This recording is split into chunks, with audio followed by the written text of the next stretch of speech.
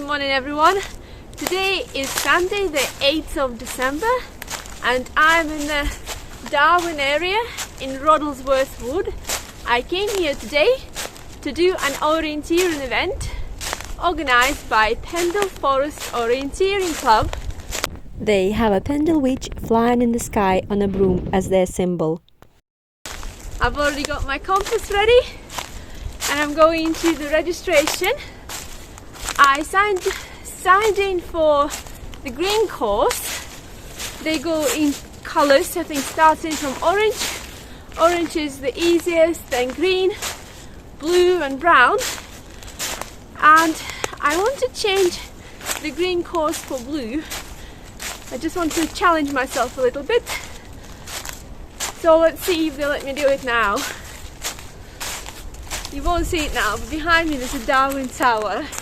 I don't think we're going all the way up there, but we'll see.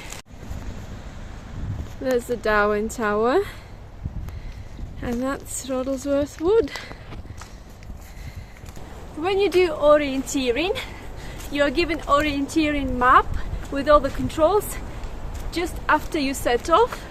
You need to find all these controls, this time in order on the map, and the control descriptions is not wordy. They are described with international orienteering signs. I've already done one event organised by Pendle Forest Orienteering Club in Whitecollar. I really enjoyed it, and now I'm really looking forward. I'm so excited to it. I don't know why. I just love orienteering. Orienteering is so satisfying. It's much better than just normal running because you have to look for things. It's like an adult Easter egg hunt. I said adult, but children, the juniors, take part in it too, and they're really good. My daughter normally takes part in orienteering events, but she's not very well today, so she didn't come. But yeah, if you've never tried it before, I think you should try it. At the registration, I was lucky enough that they had enough blue course maps, so they let me level up from green to blue. Because of the strong winds and the previous day's storm, a mandatory kit was required to be carried, with things like gloves, hat, a jacket and a whistle. This is the start area. And setting it up. This net is where people are going to be coming out staggered, not all at the same time. There's the clock there.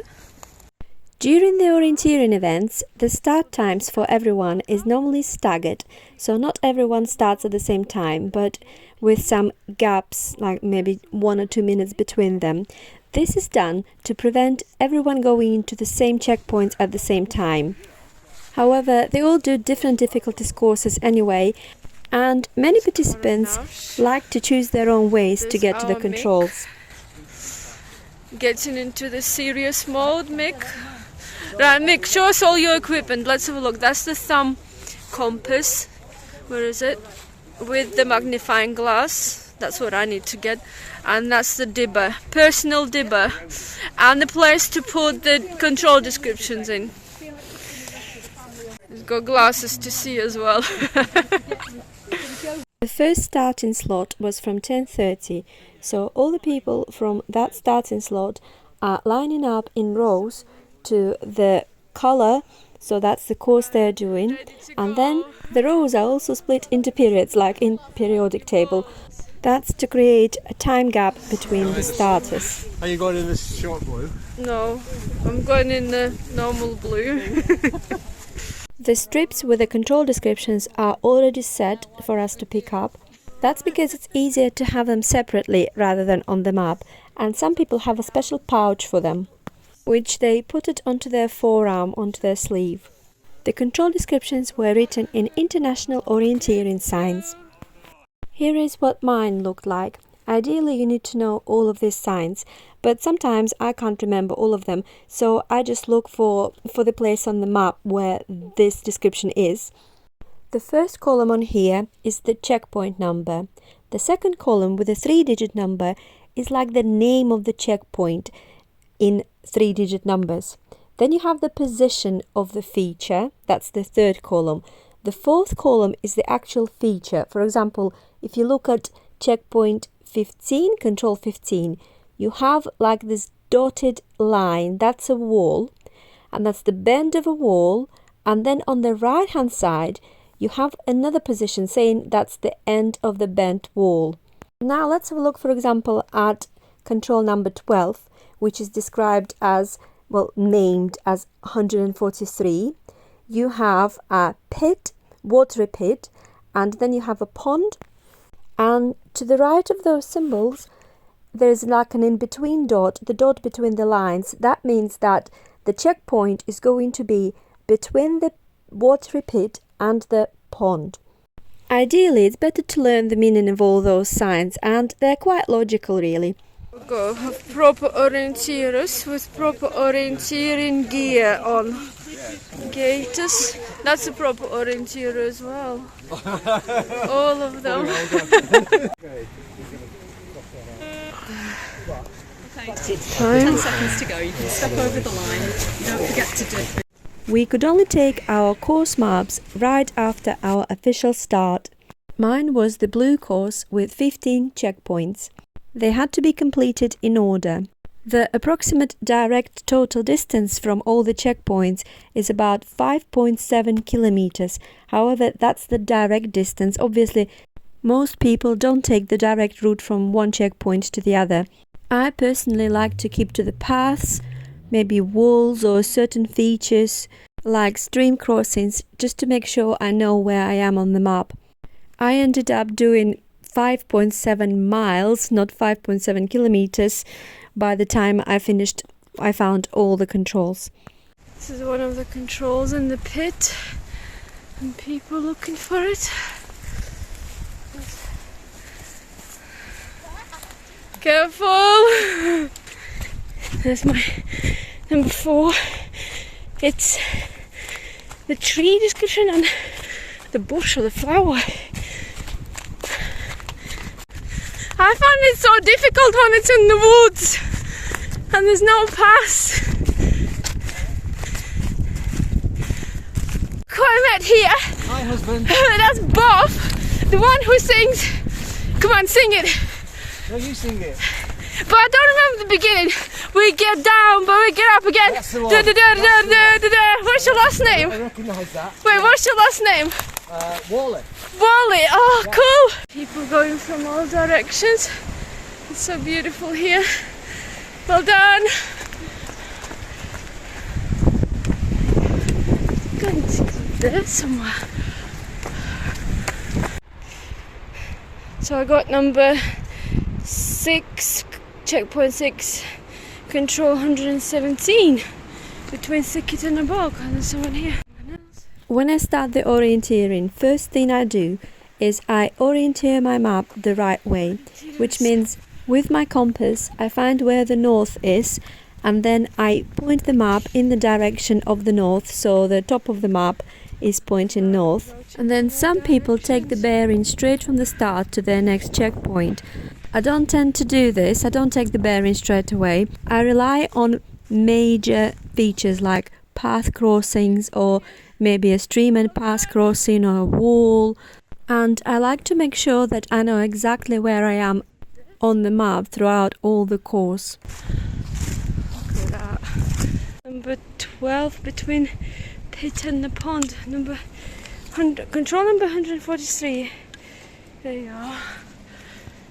Now, where's my 13? Ooh, 13 is all the way there. Flipping out. Oh, look, it's here, Katie! Ah, there's so many people from different clubs.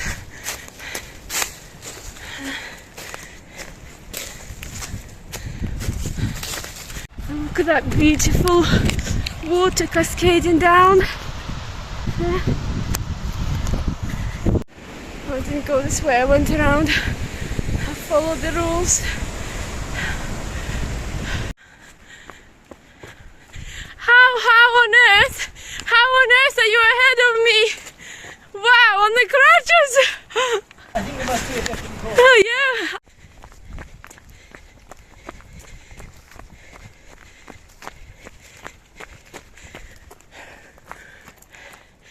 all the people. It's nice. So here where I saw the stream on my left, I was anticipating it, and I also made sure that I know where I am on the map at that point. The last control description, which we are all looking for, is the end of the wall, which is supposed to be on our left-hand side. Oh, you've been down on your bum too. Yeah. I've fell about 3 times. Is that 105? And the finish is ahead. Finish.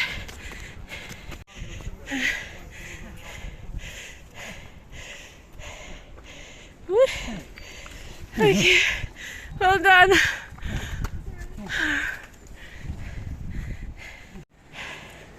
Come on, people! Yes! What color were you doing? Blue, well done. There's a blue and blue. And there's...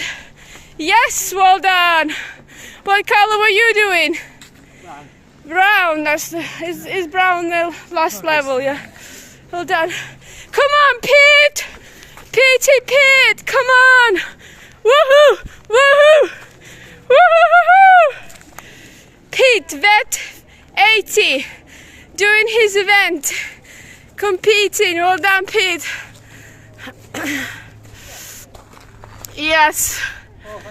Remember to download, so that's not even the end yet.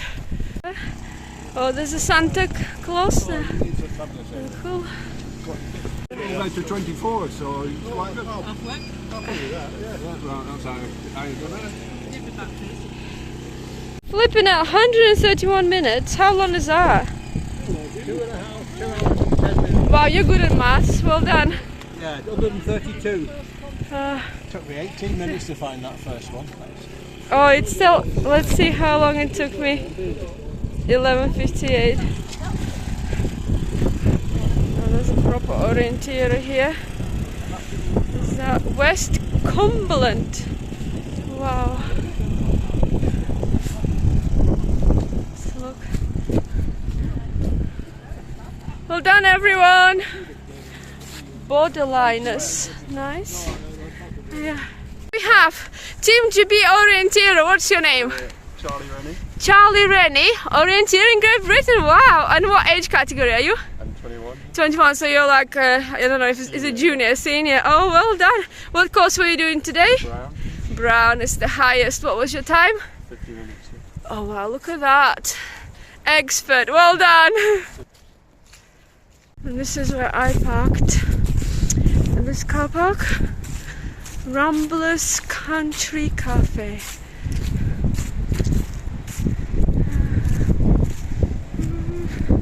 That's my car, the blue one. So this is the map of the course. That's what the descriptions are like. Not with words but with signs. For example, that one means a pit. And that one means between. That's a thicket. That's the end of stream. That's a knoll, the top of a tiny hill, pit again, marsh, stump or fallen tree. And so there's a feature then where they are as well.